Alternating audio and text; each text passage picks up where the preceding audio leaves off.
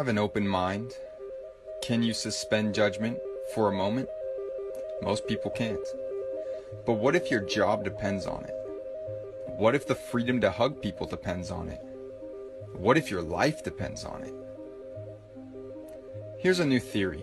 First, consider that we live in a world where everything is toxic. The soil, the water, the air, our food, even our medicines are toxic. Even stress can be toxic. Now imagine that all these toxins are poisonous to us on a cellular level. Imagine that our cells have a defense and respond to this situation.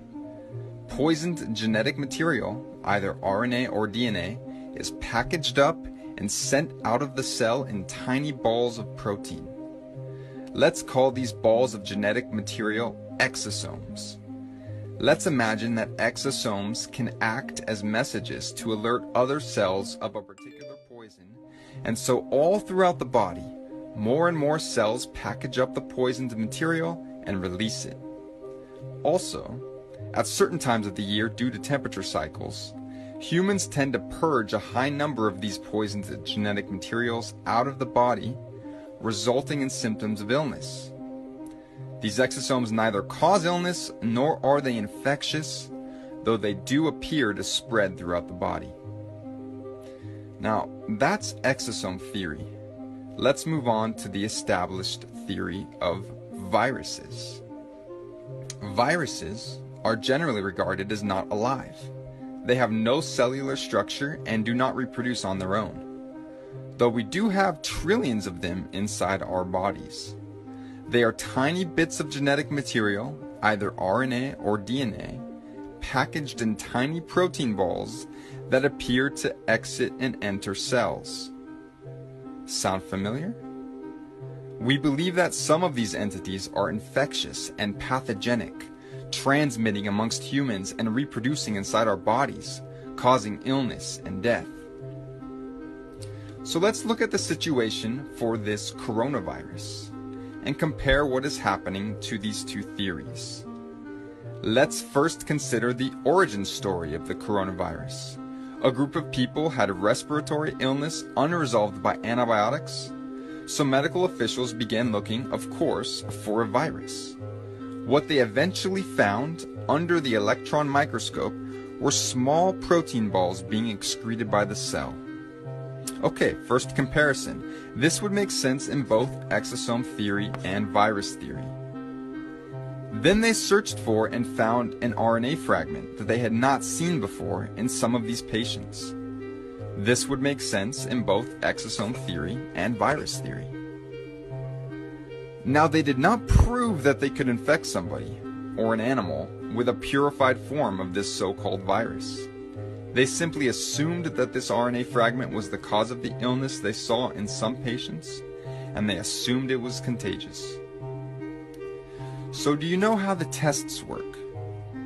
It's not a binary test, like a pregnancy test. It's called a PCR test, and it involves amplifying genetic material by doubling it in dozens of cycles until you have billions or trillions of the original molecules, and then using those results to determine if you have enough of the identified RNA fragment to be considered positive. Here's the thing. At a certain point of amplification, every single person would test positive. They use an arbitrary cutoff point where they stop doubling the material. That cutoff point is different amongst different tests for COVID-19. In fact, there were 10 different cutoff points amongst the 33 tests approved by the FDA. Seems a little strange, right? You might find it interesting that the Nobel Prize winning inventor of the test did not believe it should be used to diagnose infectious illness. And perhaps you've heard about some of the problems with the test, such as the high rate of false positives. But in any case, let's say that after 37 times of doubling a specific genetic material they found in your body, they determine that you have enough of the RNA they are looking for to be considered positive. This could make sense in both exosome theory and virus theory. But clearly there are clusters of people getting ill. Look at New York City. It must be a virus. However, if you are being poisoned by something in your environment, it's likely people near you are too.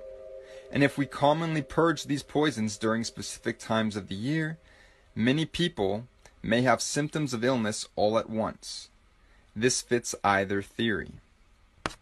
Now, here's where things get interesting. Let's go to the Diamond Princess cruise ship situation. Did you know that people who were bunked together for days had conflicting positive and negative tests? How could one person have this highly infectious illness but not transmit it to somebody bunking with them for days? This would make sense in exosome theory, where the balls of RNA are not contagious, but it would not make sense for virus theory, where the balls of RNA are supposed to be highly infectious. Let's take a look at the first case of transmission in Illinois. A woman traveled to Wuhan, came back, and both she and her chronically ill husband ended up testing positive. Medical authorities then tracked over 300 people who had had close contact with them to see who acquired the virus. And guess what? 0 positives. This again would make sense in exosome theory, since exosomes are not contagious. But it would not make sense for virus theory, where this is supposed to be an infectious virus. In fact, do you know that there are many documented cases all around the world of patients testing positive for this RNA fragment with no relevant travel history and no known possible contact with somebody who was infected? These were people in the middle of nowhere, early on in this whole crisis, who suddenly were testing positive. This would make sense, again, in exosome theory, where the RNA is being produced as an immune response within our cells. But it would not make sense for virus theory, where you are supposed to have had contact with somebody with the virus. What about the high levels of people testing positive who don't get sick? In fact, 80% of people testing positive are either asymptomatic or have slight cold symptoms. Why? This would make sense in exosome theory, since the RNA fragments are not the cause of the illness. But it would not make sense for virus theory, where this virus is supposed to cause the illness. Things get even stranger. Did you know that some people go from testing positive to testing negative to testing positive again in a matter of days? And that would make sense for exosome theory, where perhaps the cells are simply releasing more or less of these exosomes depending on certain conditions. But it doesn't make sense in virus theory, where you are supposedly infected until you have rid yourself of the virus. So which of these theories seems more likely to you? And what if you heard that there are virologists who believe that viruses are actually exosomes? What if I told you that doctors and other scientific experts also believe this? Ultimately, regardless of which theory you believe in at this point, the established infectious virus theory or the emerging theory of exosomes, how confident are you in the PCR test?